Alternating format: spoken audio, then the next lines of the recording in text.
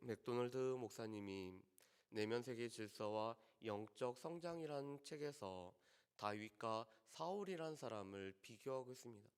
그런데 사울이란 사람은 쫓김을 당하는 삶, 늘 쫓기는 삶을 살아왔던 사람으로 이 사울을 얘기합니다. 반면에 다윗은 부름을 받은 사람, 무엇보다도 하나님께서 허락하신 사명을 감당하는 사람으로 이렇게 묘사를 합니다. 그런데 이 두 인물의 차이를 이 맥도날드 목사님은 이것으로 살피고 있습니다. 광야가 있느냐 없느냐의 차이로 두고 있습니다. 사울은 광야가 없이 왕으로 세워진 사람이었습니다. 그렇지만 우리가 너무나 잘 알고 있는 것처럼 다윗에게는 수많은 광야의 시간들이 있었죠. 그런데 이 광야의 시간을 겪은 다윗에게는 무엇보다도 하나님의 부르심을 받은 삶을 살았던 것이 다윗이라고 얘기합니다. 그런데 이 광야라는 곳은 무엇보다도 고난의 장소일 뿐만 아니라 훈련의 장소가 바로 이 광야입니다. 광야를 거쳤다라는 것은 고난을 겪었다라는 뜻이기도 하지만 이 광야를 거쳤다라는 것은 하나님의 백성으로 훈련을 받았다라는 것을 뜻하는 것이 바로 이 광야의 삶을 말하고 있습니다. 그런데 다윗에게는 이 고난과 훈련의 장소인 광야를 지나왔기 때문에 그의 삶은 늘 부름을 받은 삶을 살아왔습니다. 오늘 우리가 살펴보는 이 요한계시록 12장 말씀에 보면은 어떻게 보면은 상징적인 내용으로 가득하고 있습니다. 그리고 무엇보다도 이 구약의 배경을 가지고 말씀하는 것이 오늘 이 요한계시록 12장 말씀입니다. 오늘 12장 1절 말씀에 보면은 먼저 오늘 한 여인이 나타나고 있죠. 우리 말씀을 한번 보실까요? 1절과 2절 말씀을 우리 같이 한번 읽어보겠습니다. 1절과 2절입니다. 하늘에 큰 이적이 보이니 해를 옷 입은 한 여자가 있는데 그 발 아래에는 달이 있고 그 머리에는 12별의 관을 썼더라. 이 여자가 아이를 베어 해산하게 되매 아파서 애를 쓰며 부르짖더라. 아멘. 오늘 1절과 2절에 나오는 이 한 여인은 해와 달과 별이라는 이런 권세와 또한 이 영광스러움의 모습을 가진 존재로 나타나고 있습니다. 그런데 이 여인은 아이를 베어서 해산하게 되고 아파서 애를 쓰며 부르짖고 있습니다. 이것은 보통 우리가 출산 전에 고통을 말하고 있죠. 그런데 이 해산의 고통이 끝나면은 아이를 출산하는 기쁨이 있는 것처럼 어떻게 보면은 오늘 이 어려움 가운데 있는 여인을 말씀하고 있습니다. 그런데 이 여인은 하나님의 공동체를 뜻하고 있습니다. 특별히 아이를 베어 해산하다는 것은 그리스도께서 오늘 하나님의 백성을 통해서 나오심을 말씀을 하고 있습니다. 그런데 이 한 여인과 더불어서 또 다른 존재가 나타나고 있죠. 오늘 3절 말씀에 보면은 이렇게 돼 있습니다. 3절과 4절 말씀을 제가 읽어보겠습니다. 하늘에 또 다른 이적이 보이니 보라 한 큰 붉은 용이 있어 머리가 7이요 뿔이 10이라. 그 여러 머리에 7 왕관이 있는데 그 꼬리가 하늘의 별 3분의 1을 끌어다가 땅에 던지더라. 용이 해산하려는 여자 앞에서 그가 해산하면 그 아이를 삼키고자 하더니 아멘. 오늘 이 3절에 나타나는 붉은 용, 특별히 머리에 7이고 뿔이 10이고 머리에는 7 왕관이 있다는 것은 사단을 상징하는 이 존재를 뜻하고 있습니다. 그는 하늘의 별 3분의 1을 끌어당길 정도로 큰 권세와 또한 권력을 가진 존재인 것들을 말씀합니다. 특별히 오늘 3절에 이 왕관이라는 것은 면류관이 아니라 이것은 세상의 왕이 스스로 취하는 관을 뜻하고 있습니다. 자신의 권세를 가지고 또한 자신의 권능을 가지고 또한 하늘의 별의 3분의 1을 끌어당길 수 있을 정도로 그 권능이 있었던 사단을 뜻하고 있습니다.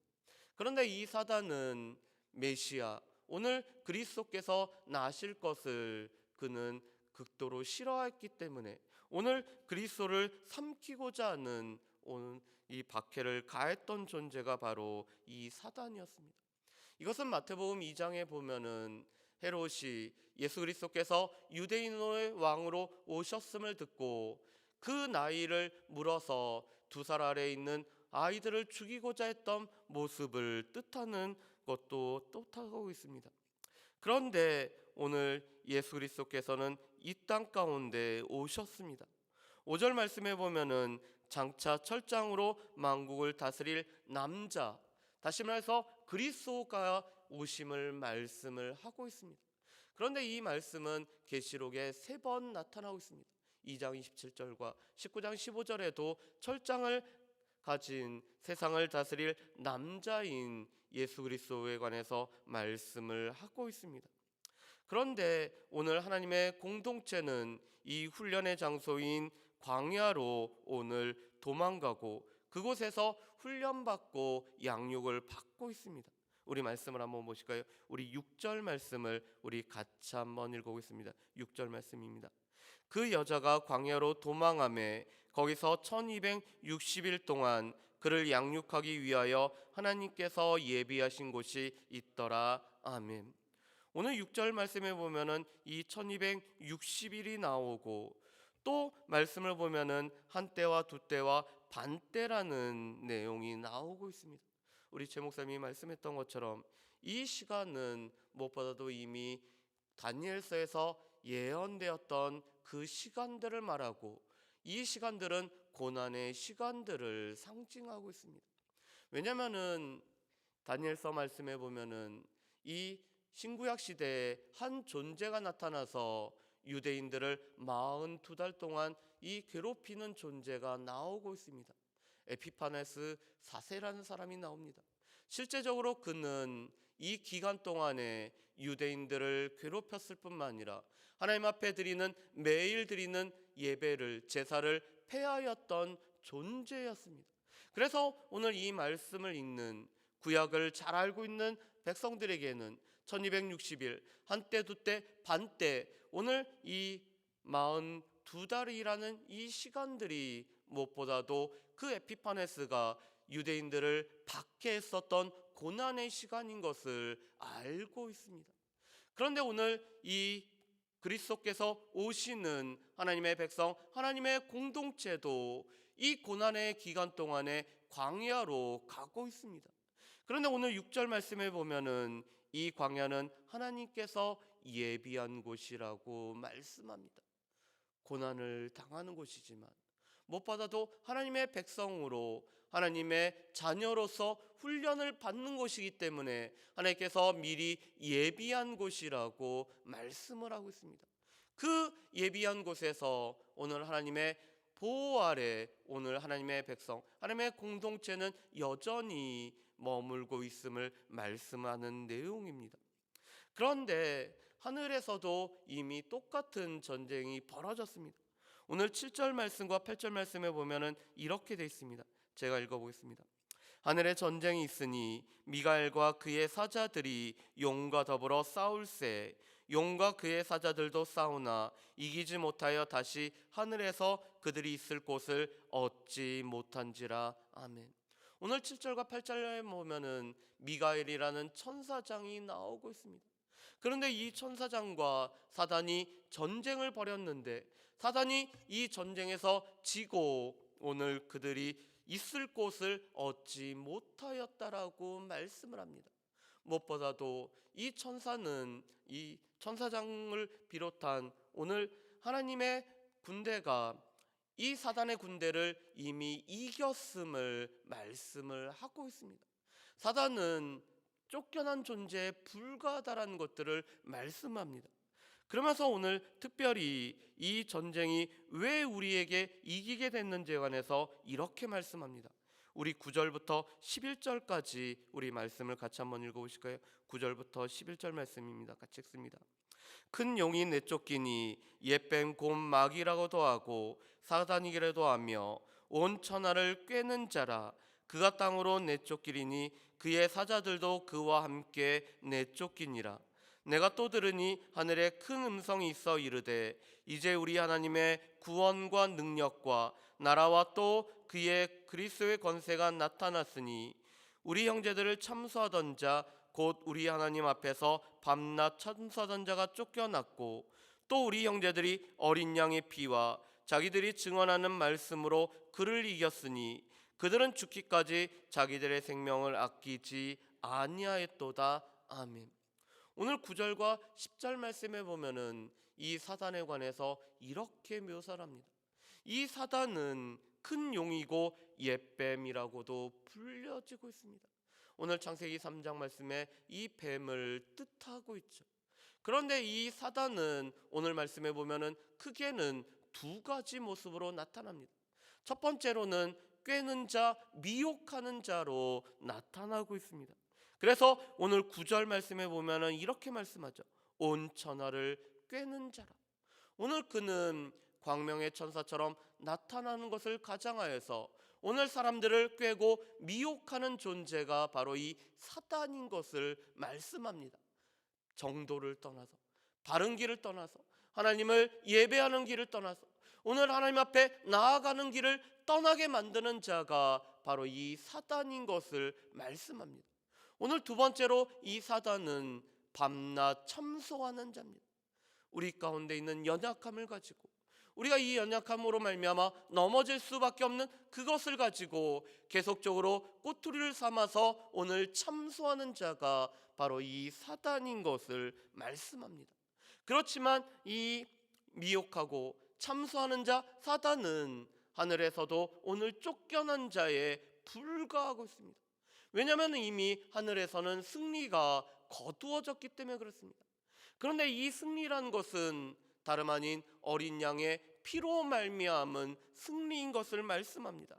그래서 오늘 11절 말씀에 보면은 또 우리 형제들이 어린 양의 피와 자기들이 증언하는 말씀으로 그를 이겼으니라고 말씀합니다. 오늘의 하늘의 전쟁에서 승리야, 또한 이 땅 가운데서 오늘 사단과의 전쟁에서의 승리라는 것은 오직 어린 양의 피로 말미암아 오늘 어린 양의 보혈로 말미암아 승리가 주어졌음을 말씀합니다.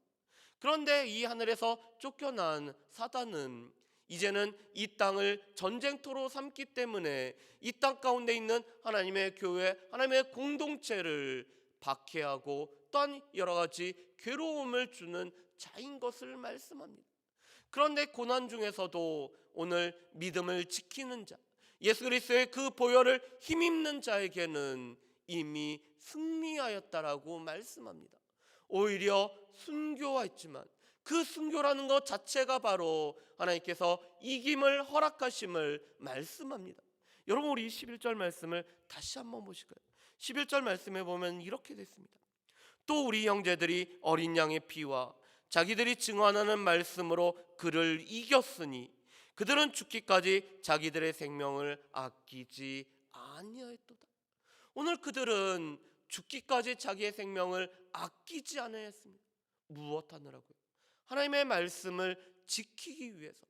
오늘 그리스도께서 허락하신 그 승리를 지키기 위해서 자기 생명까지도 아끼지 아니하고 오늘 이 전장 가운데서 오늘 말씀을 지키기 위해 싸우다가 오늘 사단은 이 육신의 생명은 거두어 갔지만 오늘 승리는 결코 거두어가지 못했음을 말씀을 하고 있습니다. 하늘에서의 승리, 그리고 이 땅에 오늘 교회가, 고난받는 교회가 승리하는 것은 어린 양의 피로 말미암고 또한 말씀을 지키다가 오늘 자기 생명까지 아끼지 않으냐도 오늘 우리 가운데는 승리가 이미 주어졌음을 말씀을 하고 있습니다. 그러는데 오늘 그는 분내고 여전히 이 땅 가운데서 고난을 주는 존재인 것을 보게 됩니다. 그렇지만 우리가 걱정하지 않을 것은 여전히 하나님께서는 보호하고 계시다는 것입니다. 여러분, 우리 14절 말씀을 우리 같이 한번 읽어보실까요? 14절 말씀 우리 같이 읽어보겠습니다. 그 여자가 큰 독수리의 두 날개를 받아 광야 자기 곳으로 날아가 거기서 그 뱀의 낫을 피하여 한 때와 두 때와 반 때를 양육받음에. 아멘. 오늘 이 14절 말씀은 출애굽기 19장 4절 말씀을 우리 가운데 생각나게 합니다. 하나님께서 오늘 이스라엘 백성들을 출애굽하고 나서는 오늘 독수리 날개로 업어서 오늘 그들을 인도하셨음을 말씀하고 있습니다. 오늘 구원받은 이스라엘 공동체가 애굽으로부터 나온 후에 하나님의 보호 아래 오늘 그들은 이 광야로 나오고 있습니다. 그런데 이 독수리 날개로 업었다는 것은 훈련을 했다는 것을 뜻하고 있습니다. 하나님께서 광야의 어려움들을 통해서 오늘 하나님의 공동체가 하나님의 공동체로 세워질 수 있도록 훈련을 하고 있습니다. 그런데 오늘 그 기간이 바로 한때, 두때, 반때인 이 시간들 동안에 오늘 양육을 받고 있음을 말씀을 하고 있습니다. 그런데 사단은 여전히 이 교회를 무너뜨리기 위해서 오늘 강물을 토하는 것처럼 오늘 삼키려고 하고 있지만 오늘 땅이 입을 벌려서 그 물을 오늘 다 없애버리고 있습니다. 그렇지만 17절 말씀에 보면은 이렇게 되어 있습니다. 우리 17절 말씀을 같이 읽어보실까요? 용이 여자에게 분노하여 돌아가서 그 여자의 남은 자손 곧 하나님의 계명을 지키며 예수의 증거를 가진 자들과 더불어 싸우려고 바다 모래 위에 서 있더라. 아멘. 오늘 17절 말씀에 보면은 이 사단은 여전히 이 지상에 있는 교회와 싸우고자 하는 모습을 볼 수가 있습니다. 오늘 지상에 있는 교회는 여전히 죄와 사단과 싸우는 전투적인 교회인 것을 말씀합니다. 그런데 이 전투적인 지상의 교회는 이미 우리에게 주어진 승리의 약속, 우리가 승리를 이미 거두었기 때문에 이 승리 가운데서 싸우는 교회가 바로 이 땅에 있는 전투적인 교회인 것을 말씀합니다. 그런데 특별히 오늘 17절 말씀에도 보면은 하나님의 계명을 지키며 예수의 증거를 가진 자들이 바로 이 지상에 있는 교회인 것을 말씀하고 있습니다. 무엇보다도 교회는 우리 가운데 허락하신 말씀을 지키는 공동체이고 무엇보다도 우리 가운데 예수의 흔적이 있는 공동체가 바로 이 땅에 있는 교회의 모습임을 말씀합니다. 그래서 이 땅에 있는 교회는 하나님의 말씀과 또한 어린 양께서 허락하신 그 은혜를 기억하면서 예수의 흔적과 예수의 향기를 바라는 공동체가 이 땅에 있는 지금도 전쟁 중에 있는 공동체가 바로 교회 공동체임을 말씀합니다. 그런데 하나님께서는 이 교회 공동체를 분명코 지켜주시기 때문에 그 어느 것도 결코 하나님의 사랑으로부터 교회 공동체를 끊을 수 없음을 우리에게 분명히 말씀하고 있습니다. 그런데 그 교회 공동체가 바로 이 자리에 하나님 앞에 나와서 예배하며 하나님의 말씀을 듣고 그 말씀을 지키며 예수의 증거를 가지고 있는 우리를 말씀을 하고 있는 것입니다. 교회는 무엇보다도 오늘 하나님께서 부르신 하나님의 백성들이 교회입니다. 실은 건물은 건물에 불과하죠. 이것은 예배당이라는 건물에 불과합니다. 그런데 이 건물 안에 모여있는 하나님의 부르심을 받은 택함 받은 하나님의 백성들이 바로 이 교회인데 오늘 하나님께서는 이 교회를 여전히 이 세상 가운데서는 훈련의 장소로 삼아서 우리로 하여금 훈련하게 하시고 우리 가운데 주어진 승리를 지켜나갈 때 우리가 반드시 승리케 하고 또한 우리를 지켜주시는 분이 바로 하나님임을 말씀을 하고 있습니다. 사랑하는 주의 백성 여러분, 우리는 이미 승리를 얻었고 또한 우리는 이 승리의 전쟁을 치르는 자들이 바로 우리들입니다. 우리는 결코 이 땅 가운데 살아가면서 우리가 지는 싸움을 싸우는 것이 아니라 우리는 이미 이긴 싸움, 그리고 그 싸움에 우리가 초청을 받은 영광스러운 주의 백성들이 우리입니다. 또 하나님께서는 우리를 이 독수리의 날개로 우리를 업어서 우리를 그 날개 아래 그늘 아래 우리를 보호하시는 분이 바로 하나님이십니다.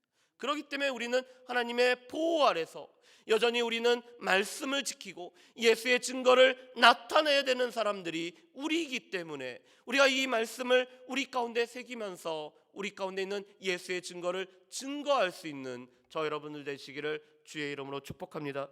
기도하겠습니다. 사랑하는 풍성하신 아버지 하나님, 오늘 그리스도께서 하나님의 백성, 하나님의 공동체를 통해서 이 땅 가운데 오셨을 뿐만 아니라 예수 그리스도의 그 보혈로 말미암아 우리에게 승리를 허락해 주심이네 감사합니다.